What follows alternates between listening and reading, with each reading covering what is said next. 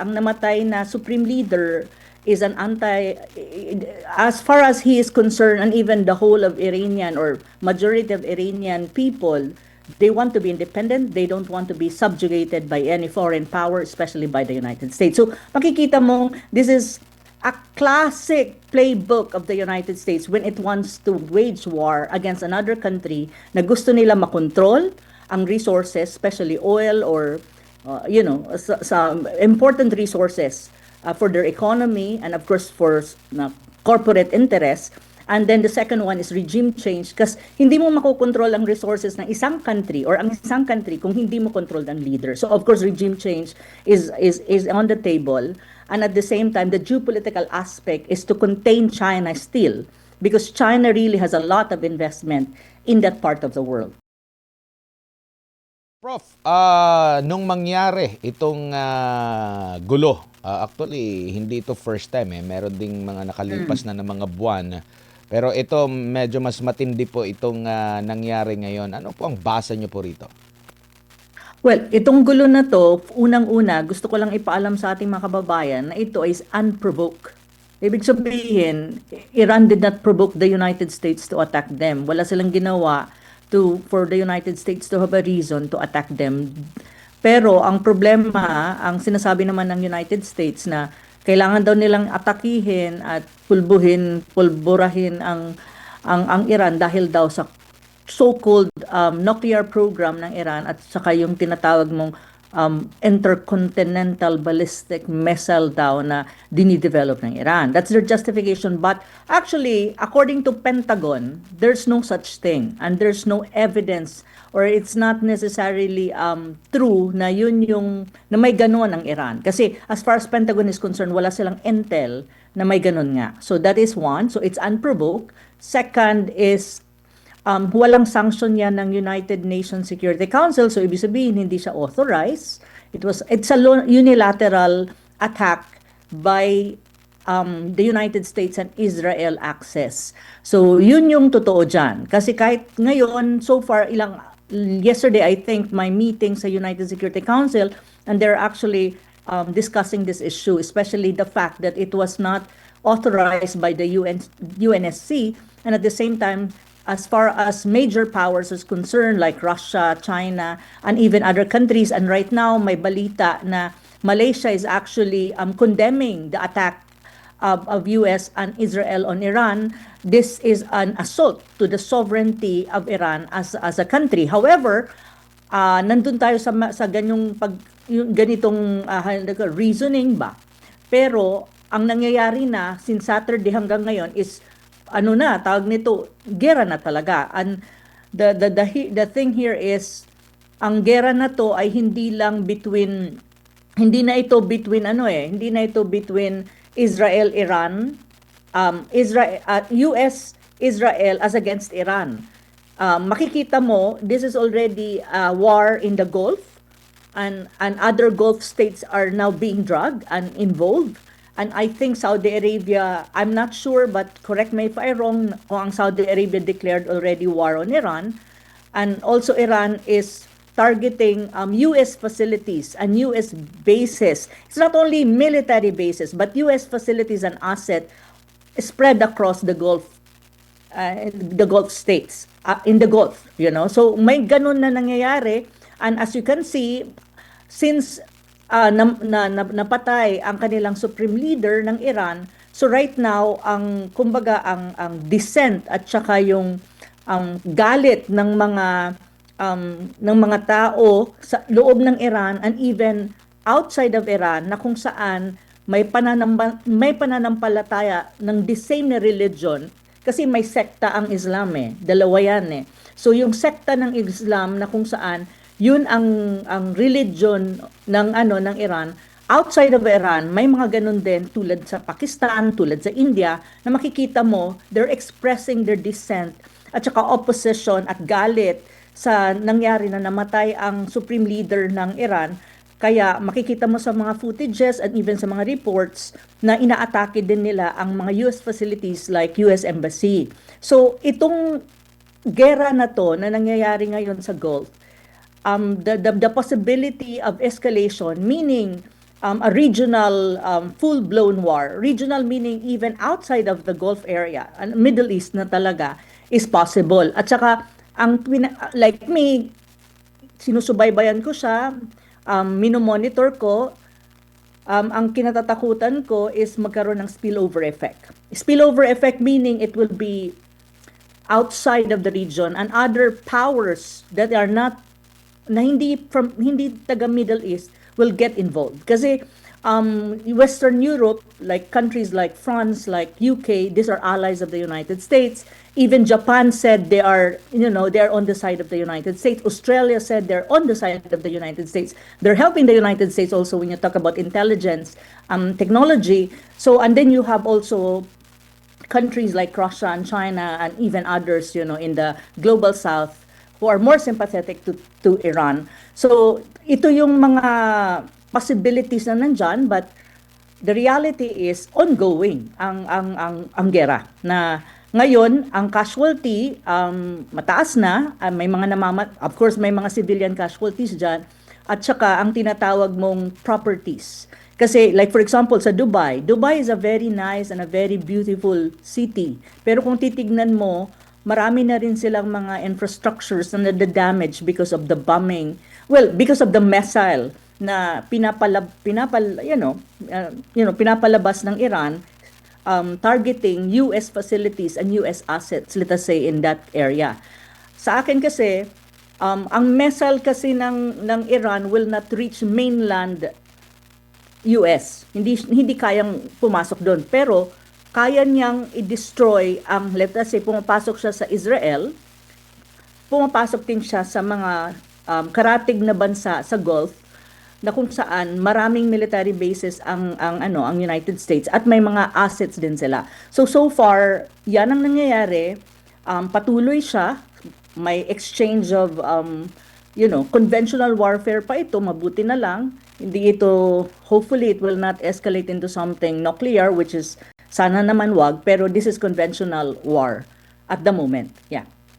Opo, Prof, may kahalintulad ba itong ganitong operasyon sa nakalipas din ng mga digmaan kahit sa ibang bansa? Ito ba'y magkahalintulad? Ba, yung sa ginawa sa Afghanistan, sa Iraq, Prof? Sa akin kasi, ang pagbasa ko dito, in as far as the United States is concerned, ang kahalintulad nito or similarity sa mga cases ng Iran, Iraq, Libya, Syria, especially Iraq, actually pati Latin America, let us say Iraq and Venezuela and even how do you call that, Libya. These are countries na kung saan invaded and United States waged war against this country and then they justify it na sinasabi nila, sa Iraq may massive weapon of mass destruction. So kailangan natin i-invade siya kasi that would be a detriment to America and to the American people. Pero after, wala namang pala.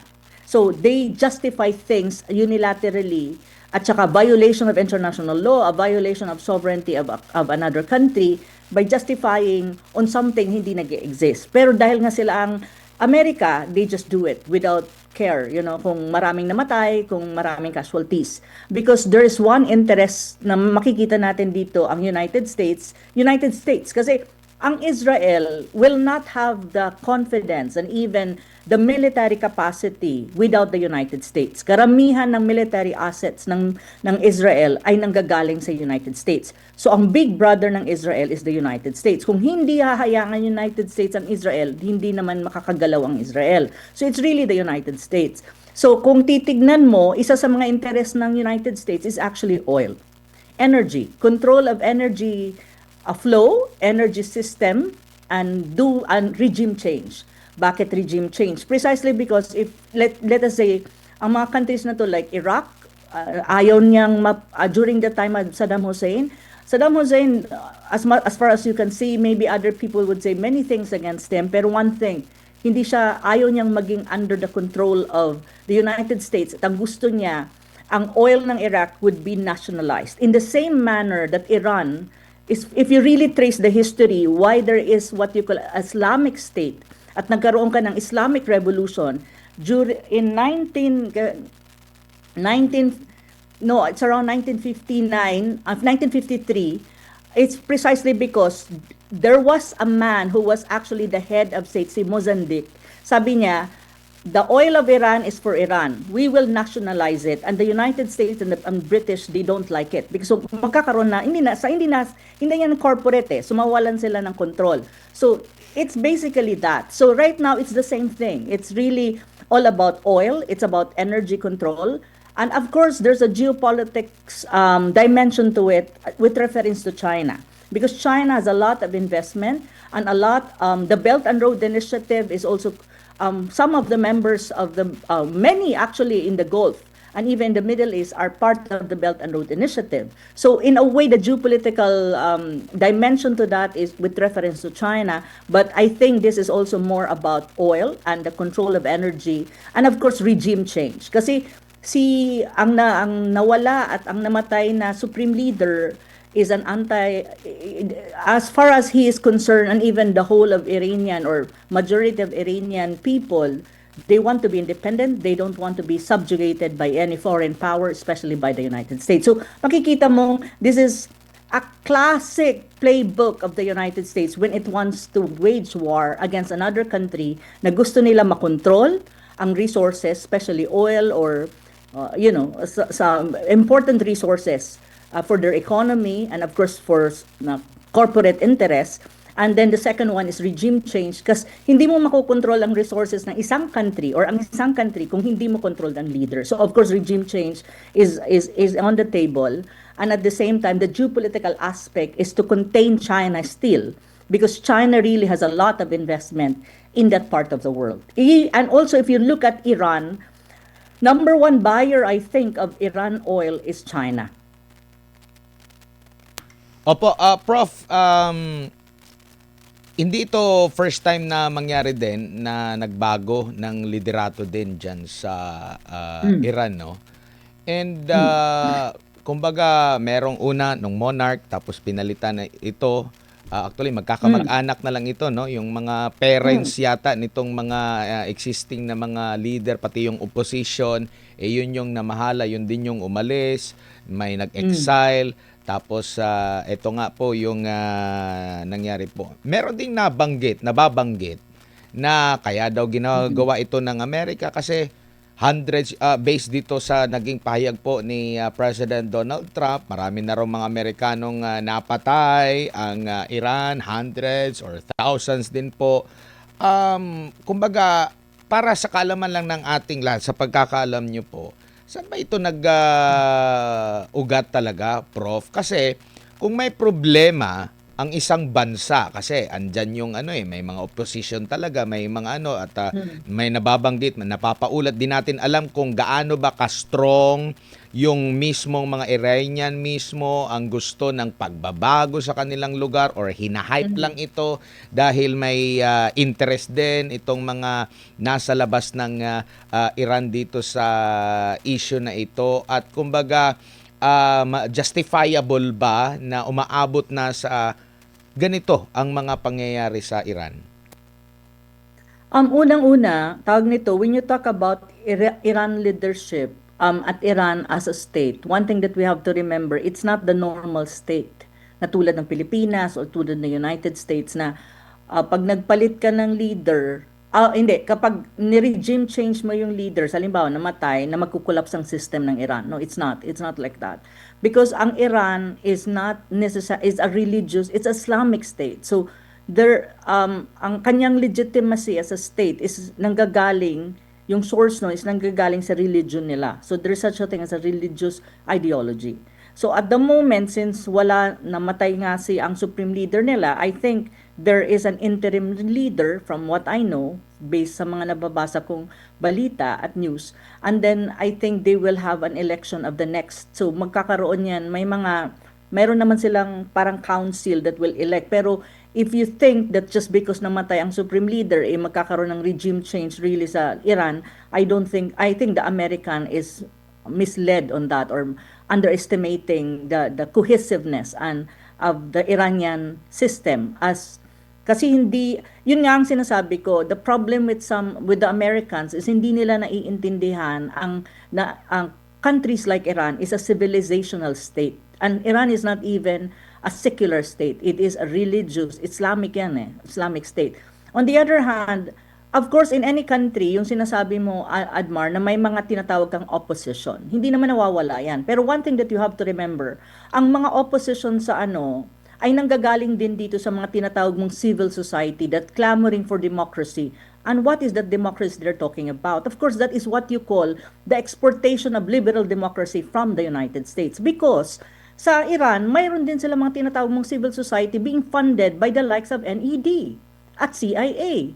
Hindi naman, ano naman yan lahat ng tao sa mundo na nakakaintindi when it comes to this kind of things, alam nila na this kind of, movement na regime change, nagrarally against the not everything is really genuine. Some of them are being funneled and funded by external forces like CIA. So, mayroon yan. Pero ang problema, ang nakikita ko, based sa, kanina kasi inaral, tinitignan ko yung profile ng tinatawag mong opposition ng Iran. These are fragmented. And these are not even a lot. Pero ang nangyayari, sa Western media, hina-highlight ito right now na sinasabi na nung namatay nung ang kanilang supreme leader, happy na ang mga Iranian. That is not true. There are people who are so-called coming from the civil society groups, quote-unquote, which many of them are funded by Western countries and especially by CIA front organization, you can see na, they're happy. But if you really look at Iran and the maybe a bigger population are really angry and mourning because their supreme leader died. That is really the fact. It's not even in Iran only, even in other parts of like for example in India, in Pakistan, talagang nagmo-mourn na dahil namatay nga ang leader ng Iran. So that's one. On the other hand, one thing that we have to remember, yung history nga ng Iran. In 1951, Iran elected, sabi ko nga kanina, yung isang leader na tinatawag, ang pangalan niya ay Mohammad Mossadegh. Isang lawyer siya. Nung naging leader na siya ng Iran, ang sabi nga niya, the oil of Iran should be for Iran. Because before he was elected in office as the leader of Iran, at that time, that was 1951, ang humahawak sa oil ng Iran ay mga British at Western countries. Sila ang kumikita. Imagine mo, 85% of the profit during that time hindi napupunta sa Iranian, kundi napupunta sa mga British companies and other Western companies na kung saan ang nag-ooperate sa oil ng Iran. So, nung ma-elect itong si Mohammad Mossadegh na lawyer, sinabi niya, we will nationalize ang control ng oil para ang profit ng oil nila would go to Iranians. So, nung mangyari yon, the CIA operated what you call Operation Ajax. Ito yung Operation Ajax by which itong si Mohammed na kulong, nagkaroon sila ng pro-Western leadership dun sa isang ang pangalan niya is siya, how do you call it? Nakalimutan yung pangalan, but that was a pro-Western leader na pumalit dun kay Mossadegh. However, in 1979, there was an Iranian revolution. At doon na na-create ang tinatawag mong Islamic Republic, which is very anti-American. That is actually the history. That's not even the whole history of Iran, but that is just the modern history of Iran from 1951. Kasi yun ang pinaka-importante. Paano mo i-connect right now yung nangyayari sa Iran? Why do you have the Islamic State na anti-American and don't want to be controlled by America? So from that point onward, ang Amerika ay galit na kay Iran dahil nga ang kanilang assertion that they are a state, they're independent, and they don't want to be controlled, and their oil and resources should be for them, hindi yan ang gusto ng katulad ng Amerika. So, yung history na yan is may kinalaman yan sa ngayon kung ano nangyayari ngayon. So, that is basically what happened. That's basically the background story. So, ngayon, well, when you talk about balance of power naman, you have to understand that Israel is part of the Middle East, the wider Middle East. So Iran is actually the only country that is one of the major country in Middle East that balances Israel. At laging natatakot ang Israel sa Iran precisely because Iran has the military capability to fight with Israel, especially if Israel will not be backed up by the United States. Mas malakas ang Iran when you talk about military capability. So ngayon, ito namang Israel, ang kanya talagang puntirya is Iran. So he wants to attack Iran kasi ang sinasabi din niya na Iran daw is a threat to Israel and to the Israelis, which is the same justification na ginagamit naman ngayon ni Trump na sinasabi niya Iran is a threat to the United States. Pero to be very frank with you, Admar, walang evidence and walang solid justification na sinasabi na maraming pinatay ang Iran or yung supreme leader ng Iran na mga Amerikano. I think it's the other way around. When you look at the history and you look at history of United States in the its intervention in the Middle East. Pero syempre, when you talk about media and when you talk about optics, especially Western media, lagi nilang ito yung mga propaganda na lumalabas thus far. Opo. Ito namang ganap po ngayon dahil lagpas na ito actually sa US, na malayong isla yung US eh.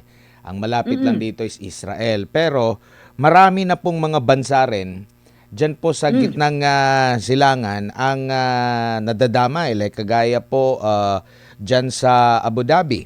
No? Meron silang mga pagsabog na na-monitor dyan sa UAE or sa kanilang sentro na Abu Dhabi. Ganon din po sa Doha sa Qatar, no?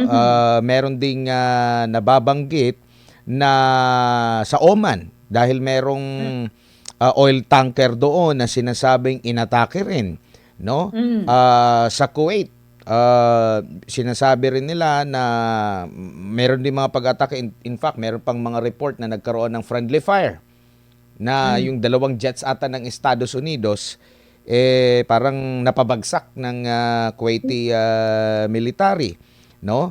I think it was not a friendly fire. Parang bumabagsak ang Amerikano. From the reports that I received from other sources, bumabagsak. Ang nag-report is Kuwait TV.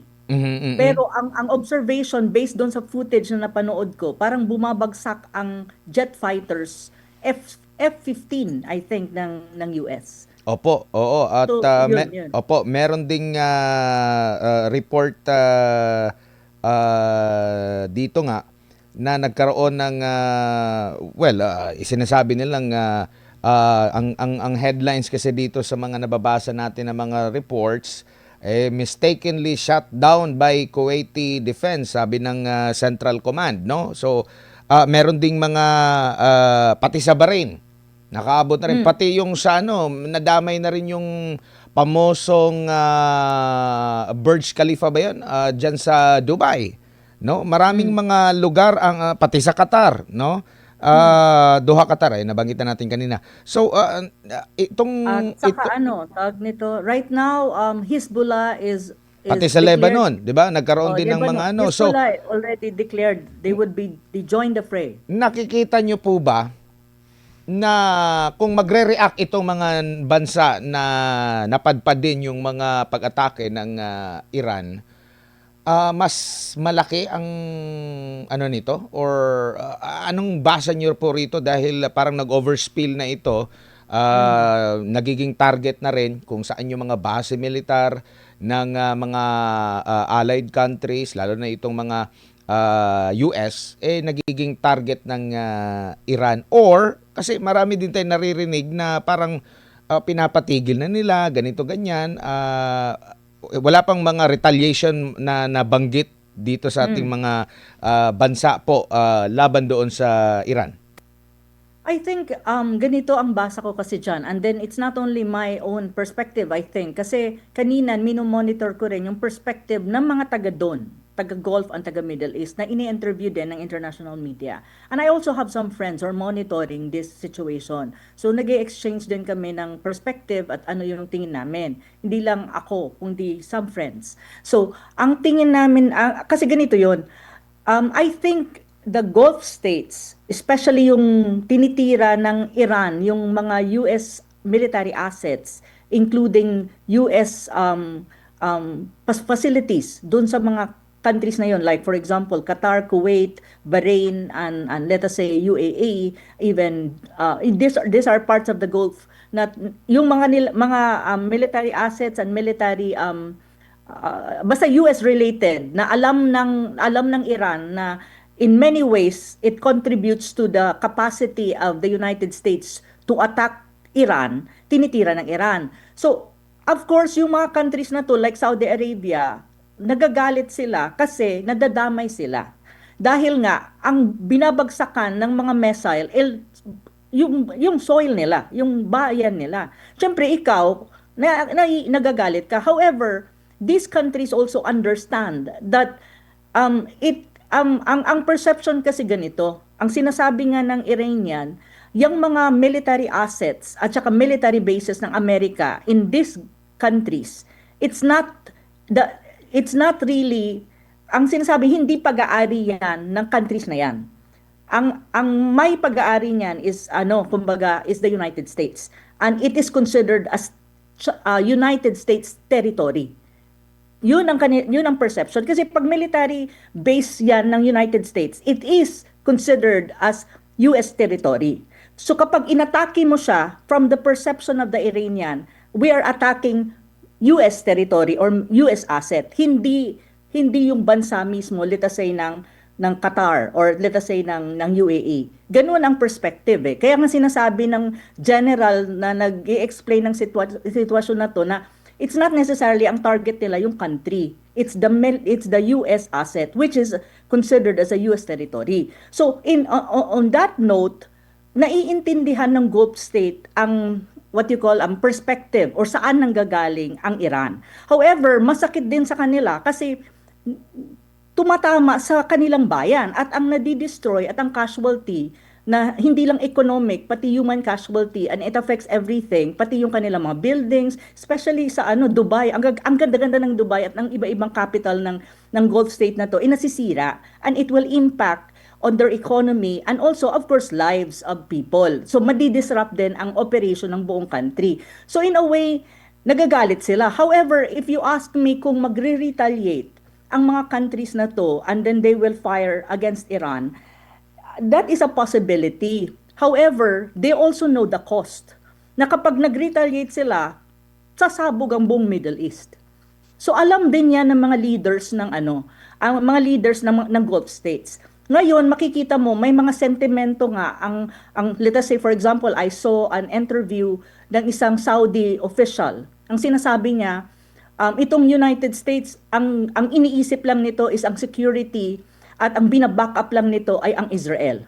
What about us? Nasa amin ang kanilang military bases pero they don't even care about us. So, if you listen to this kind of interview, sa isang Saudi official, the Saudi Arabia is a major power in the Middle East, no? At saka it's an ally of the United States when you talk about security and military.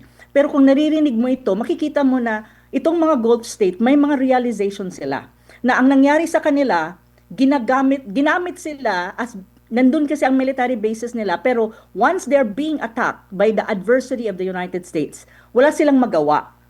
Kasi kapag nag-retaliate din sila, itong mga Gulf state talaga, the whole of the Middle East, sasabog yan. And that is not what this Gulf state wants.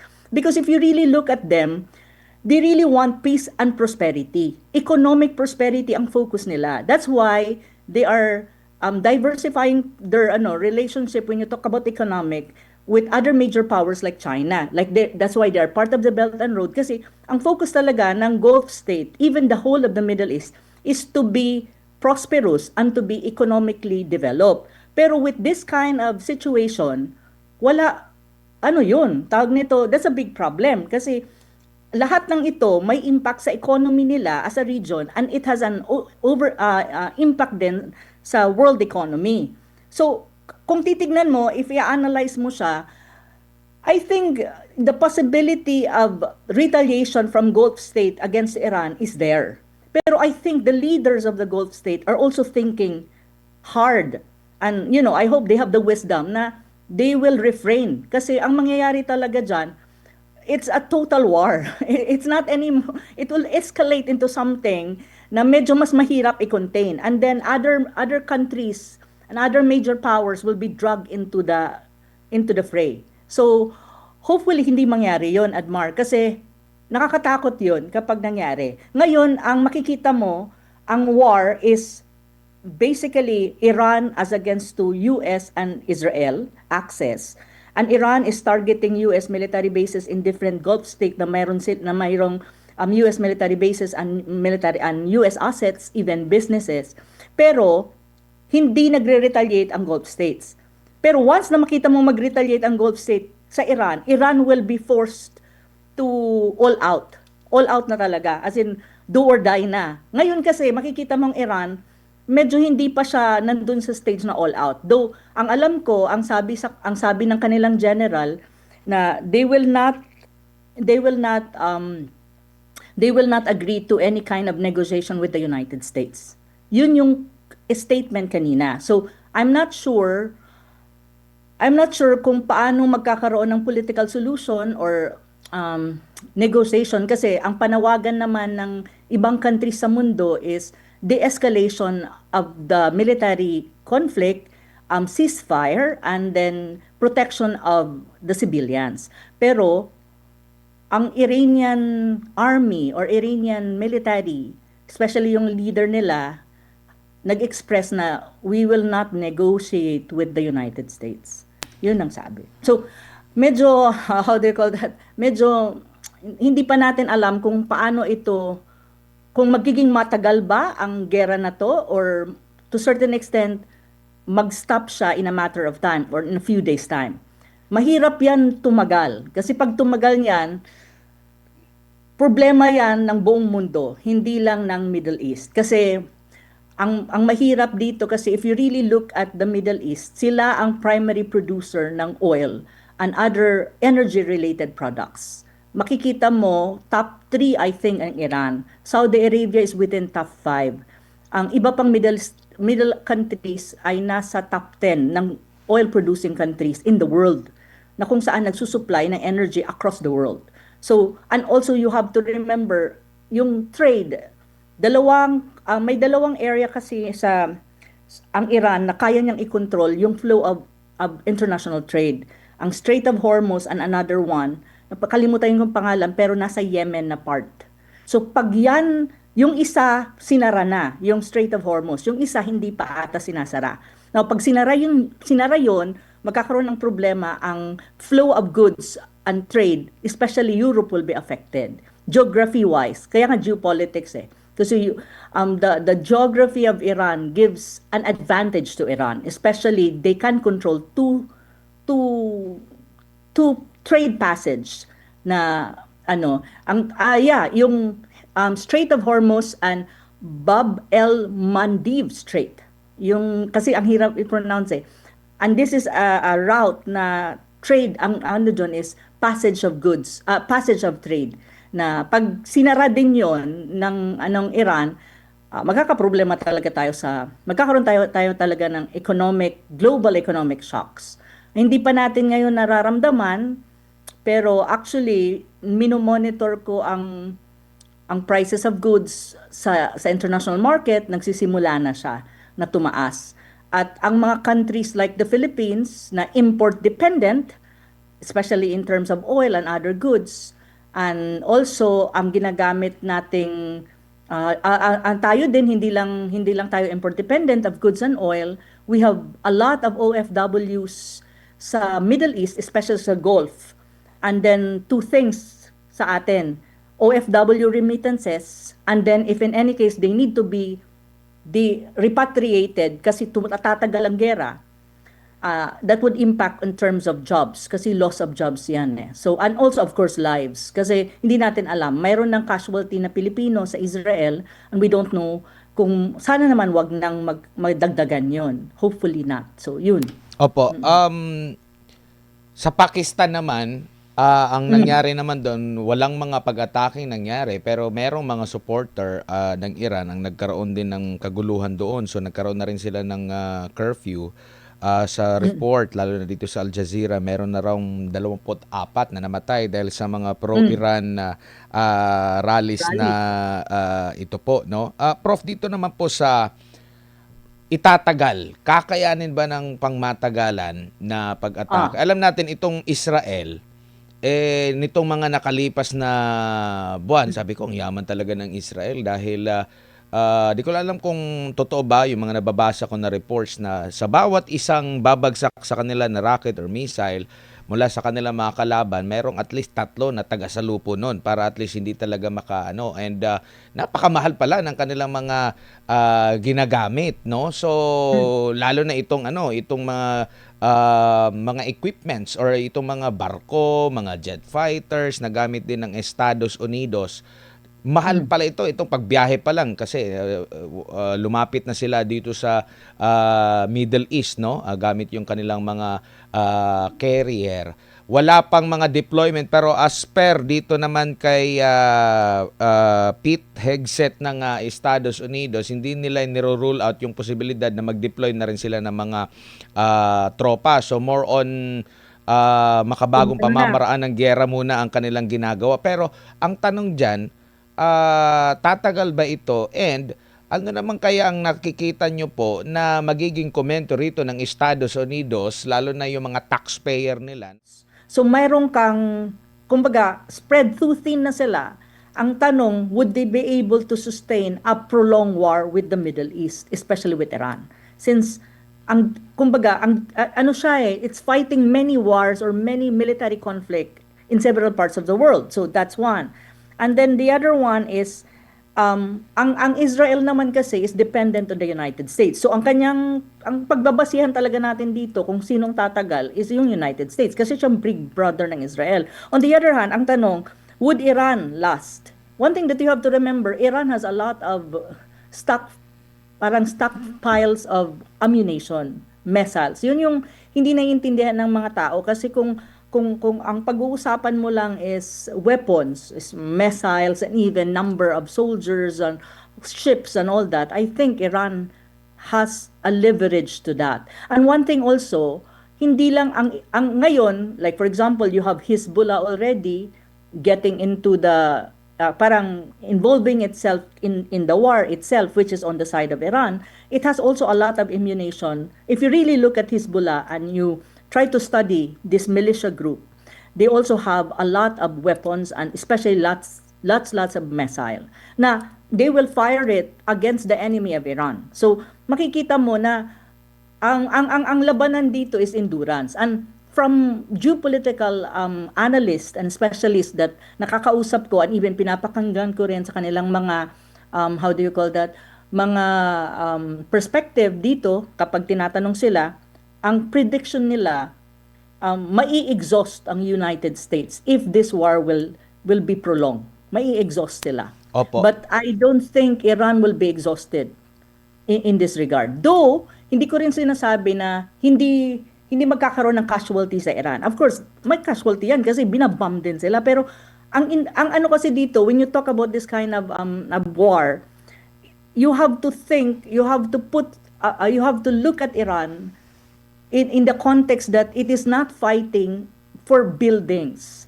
You know, it is fighting for something bigger, an idea and an ideology. And that is their, you know, religion, yung ideology nila. And that ideology, you will not be able to bomb the ideology, idea, or religious belief. You cannot. So ang motivation ng Iran is nanggagaling doon. And you cannot exhaust this. So yun yung sinasabi ko rin kasi magkaiba ang motivation eh. Ang motivation ng Iran is to survive. So ang kanilang strategy is war of attrition. Yung strategy kasi ng United States is to subdue Iran na parang feeling nila when the supreme leader will die, na namatay na ngayon, magbabago na ang Iran and it will have a regime change and it will have a friendly United States leader. That is a miscalculation. Hindi nila naiintindihan ang Iran as a country and as a civilization. Because Iran is not necessarily a state. It is a civilizational state. Ang ano pa ng Iran, it is Islamic State. May religious connotation ka. And religion is a very strong force that would actually solidify and more mas lalo magsusolidify ang Iran and its people, especially now that you have their supreme leader murdered and now a martyr. Ang ano pala, hindi lang pala ang supreme leader nila ang namatay. Pati pala asawa, sister-in-law, at I think anak na babae. So, if you really look at that optics, and if you're an Iranian, even if you're pro-democracy whatsoever, if you look at that optics, your nationalist sentiments will be awakened and you will really fight for your survival, not only as a country, but as a people. So, Opo. yun yung mga bagay na hindi nakikita ng western side of the world. And one thing though, yung sinasabi mo sa US, kung may mga opposition sa nangyari, I think there are a lot of oppositions in the United States, including American people. Kanina napanood ko yung rally ng Code Pink. It's a women-based organization who are against parang silang a civil society group or a civil society organization na ang kanilang advocacy is no to war. So nagkaroon ng rally ata, I don't know kung kanina or kahapon, na ang sinasabi nila na itong war na to under Trump is illegal. It does not have the permission of the Congress. So there was no congressional kumbaga permission. Kasi dapat kapag ang United States, if it wants to wage a war with another country, it has to have the approval of the Congress. Pero walang ganon. Unilateral din ang ginawa ni Trump without the approval of the Congress. So in a way, it's not accepted, legally speaking, and it's unconstitutional as far as Congress, of US Opo. Congress is concerned.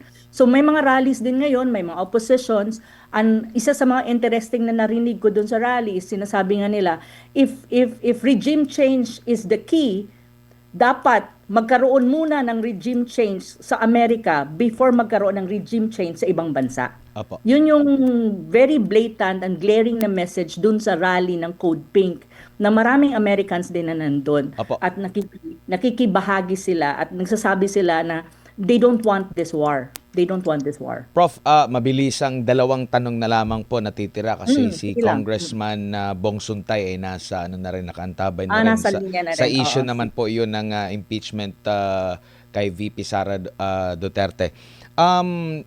Meron pa akong napanood kanina na isang interview din na analyst at sinasabi na parang naniniwala din ata daw ang Iran na hindi talaga sila mananalo dito sa laban na ito, lalo na nabanggit na rin ng ibang mga bansa na yung mga yung nadamay na nagkaroon ng drone attack, nabagsakan ng mga missiles din ng Iran, na hindi sila papayag, na hindi sila maghihiganti, at alam nila na alam daw ng Iran na hindi talaga sila mananalo dito sa sigalot na to, sa tension na ito.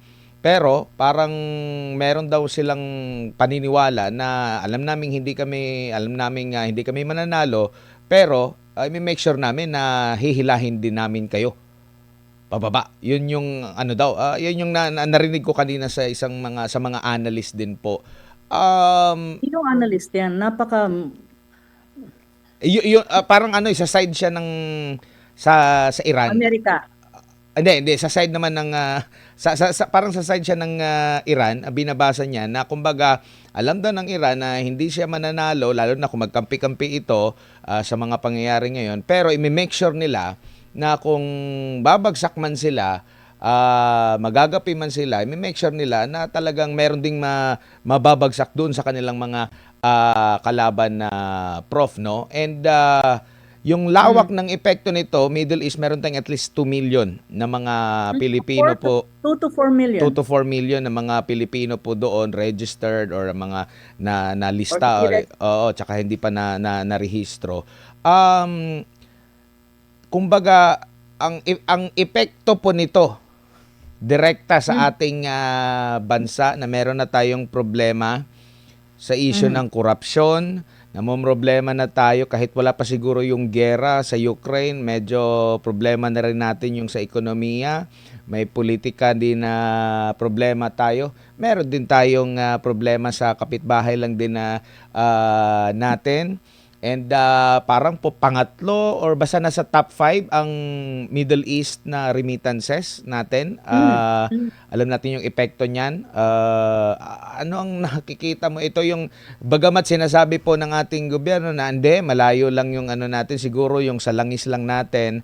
Pero sa nakikita nyo po, maliban sa langis, given na yan, pati na rin yung sa mga imported na mga inaangkat natin, ano pa ang nakikita nyo pong posibleng indirectly na epekto nito sa atin pong bansa, Prof?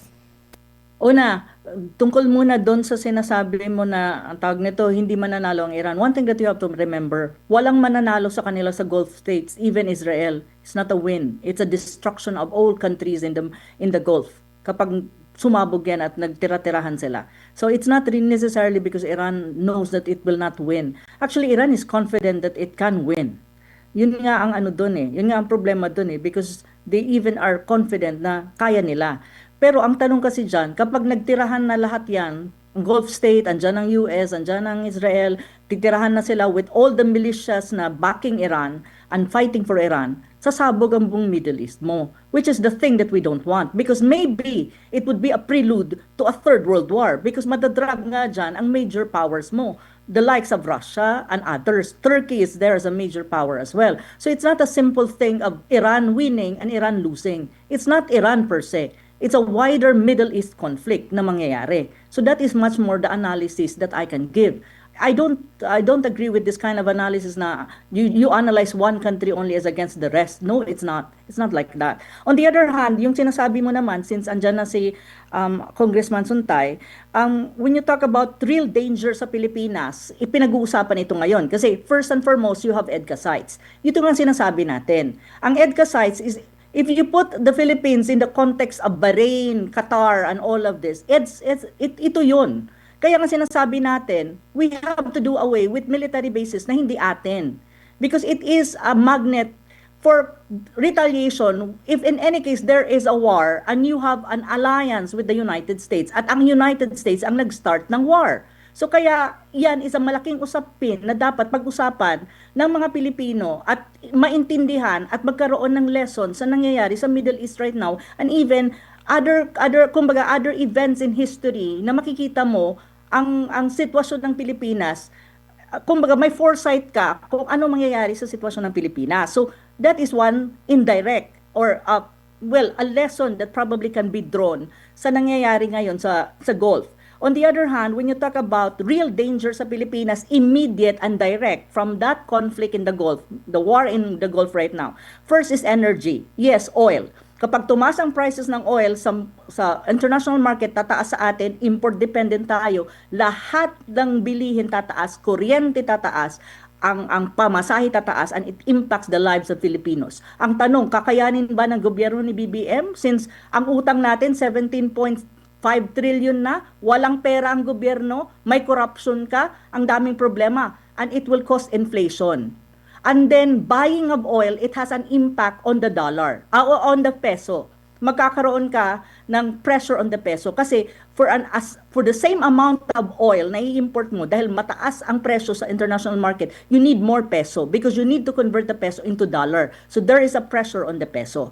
That is another effect. Shipping. Maritime tayo eh.